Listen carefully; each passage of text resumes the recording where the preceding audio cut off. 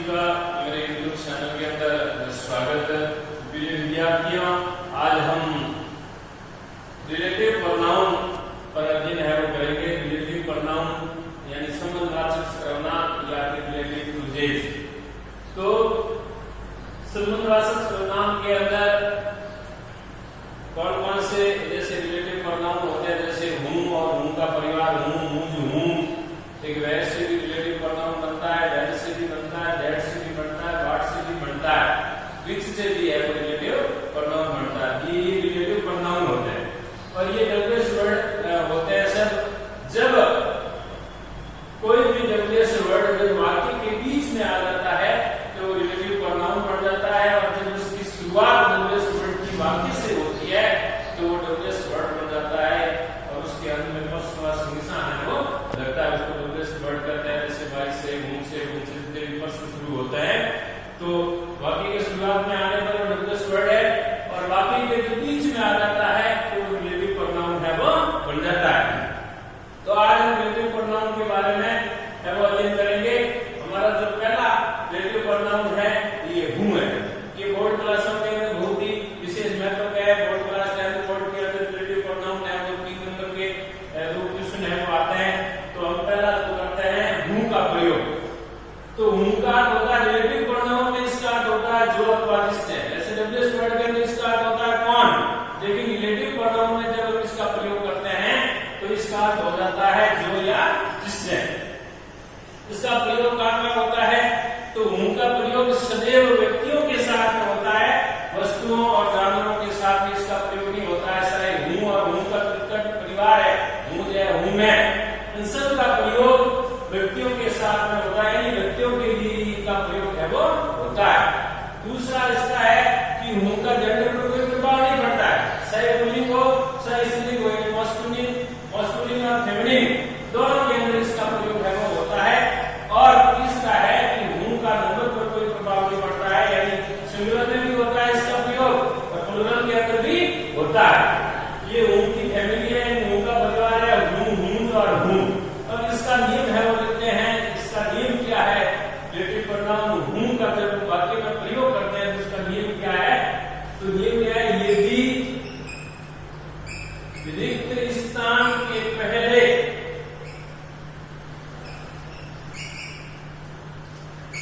Noun या pronoun हो और रिक्त स्थान के बाद में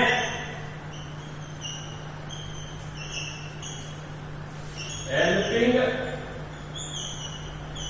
वर्ब या मेन वर्ब हो तो रिक्त स्थान में हूं का प्रयोग होगा।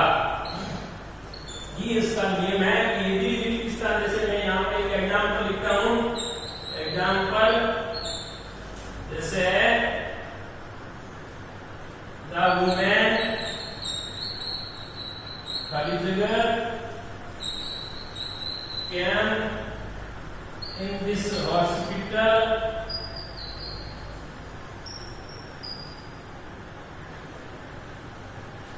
is a patient।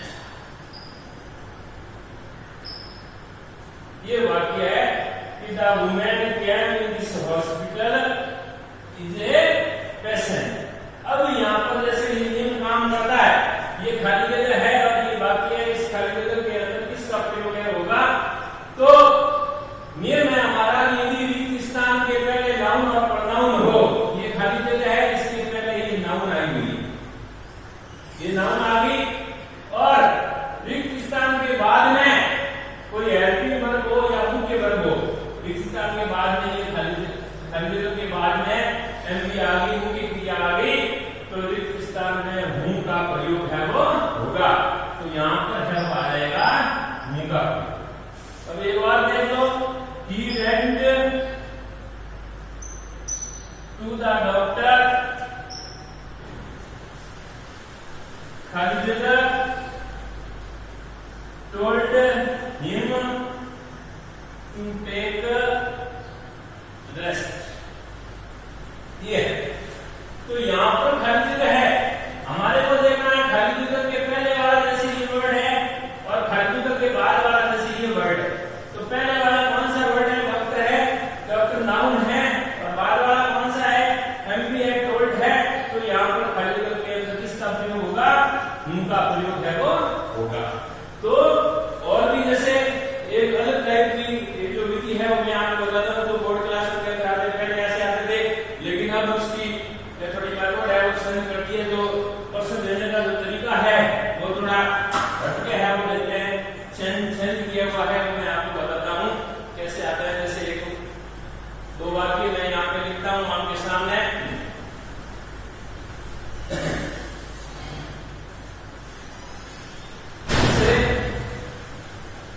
Board 2020 board 2020 के अंदर सवाल आया था, that is the teacher he teaches us English. ये 10th बोर्ड 2020 के अंदर आया था कि इसके अंदर हमारे को ये ब्रैकेट में दे दिया कि हूं का प्रयोग है वो करना। तो विद्यार्थियों को क्या करना है? दो वाक्य दिए हुए हैं, दोनों वाक्यों को जोड़ करके एक वाक्य बनाना है। दो वाक्य दिए हुए हैं, दिए हुए हैं, उनको जोड़ के हमारे को एक वाक्य है वो बनाना। इसमें क्या होता है? ये एडजेक्टिव होते हैं और अपनी पूर्ववर्ती जो संज्ञाएं होती है, नाउन्स होती है, उनसे अपने समुदाय को प्रकट करते हैं। अब क्या है? That is the teacher he teaches us English. हमारे को इन दोनों वाक्यों के अंदर ये देखना है कि पहले वाक्य का अंदर ऐसा कौन सा नाउन है, ऐसा कौन सा प्रोनाउन है जिसका संबंध दूसरे वाक्य के नाउन और प्रोनाउन से है वो होता है। तो यहाँ पर जैसे नाउन है टीचर का टीचर, जैसे टीचर है और टीचर का संबंध दूसरे वाक्य में किस प्रोनाउन से है? तो यहाँ पर टीचर का संबंध है वो ही से हुआ। किसे हुआ? दैट इज द टीचर, यानी वो अध्यापक है।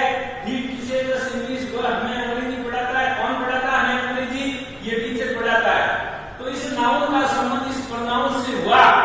तो हमारे को क्या करना है कि हूं का नियम मैंने आपको बताया था कि नाउन और प्रोनाउन के साथ में होता है, यानी पहले वाक्य में जो वर्ड है, जो नाउन है, उसके साथ में हूं का प्रयोग हम करेंगे कि दैट इज द टीचर हूं। अब यहाँ पर हूं का प्रयोग हो गया, ये वाक्य से है वो क्या हो जाएगा? हट जाएगा, क्योंकि इसका संबंध इससे है। तो ये वाक्य में एक बार आ गया तो ये है वो हट जाएगा। और यहाँ पर जैसे हमने हूं दिया, हूं के बाद में ये हट गया, तो इससे आगे आ जाएगा टीचेस, हूं टीचेस अस इंग्लिश। ये हो गया। देखो ये नाउन है, द्वितीय स्थान से पहले जैसे मान लो उस नियम के अनुसार सत्ता है तो हूं आया, हूं से पहले देखो ये नाउन है, फिर बाद में एम भी आ गई है, नहीं आई?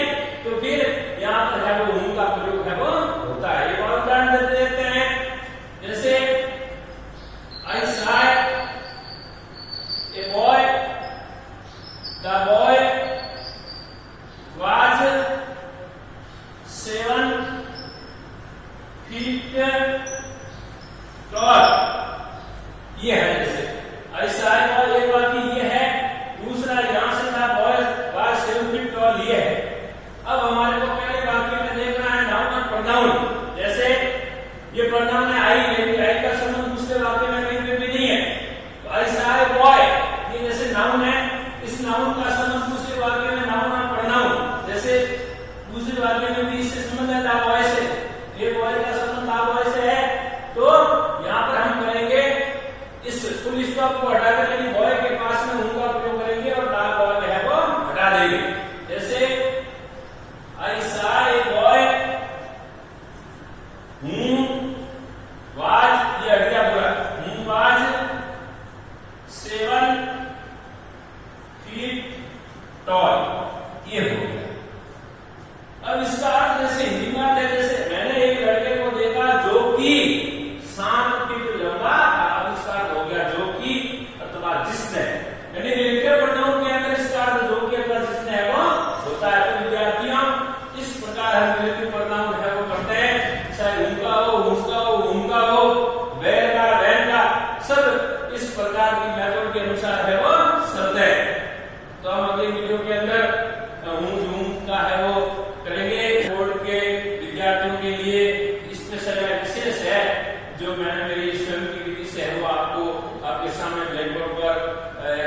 शीट है वो करंट शीट आपको बताए, नियम बताए, मैंने मेरी सरल भाषा के अंदर आपको नियम बताए, निश्चित रूप से आपको ये जरूर समझ में आ गए होंगे। आप मेरे इस चैनल को YouTube चैनल को ज्यादा से ज्यादा लाइक करना, शेयर करना, सब्सक्राइब करना। जितना ज्यादा से ज्यादा आप लाइक करोगे, शेयर करोगे, सब्सक्राइब करोगे तो हम भी मोटिवेट होंगे, हमें भी प्रेरणा मिलेगी ताकि हम और ज्यादा से ज्यादा वीडियो आपके सामने है वो पेश कर सके। आप सभी को आप सभी मेरा चैनल है वो जिस भाइयों ने, विद्यार्थियों ने, मेरे दोस्तों ने सब्सक्राइब किया, लाइक किया, उन सबको मेरी तरफ से शुभकामनाएं।